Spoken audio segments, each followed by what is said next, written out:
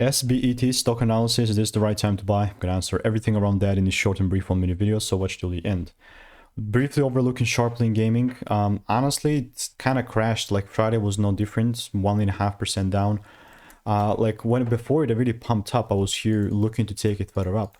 And I can, bro, look at this beauty. Like, look at this freaking shit. It was 30 bucks at the time, looking to take it to like 52, 3 weeks back. And since then, you know, I just called it out to the dot. And I'm here to tell you that it just shifted. It did complete freaking 180. And yeah, like unless I see a big catalyst or some proper breaks above 37.43, then I guess I'm not going to be buying or anything. And if you do want to learn how to make it 5-10K per month trading, just click the first link in the description, get my free emails.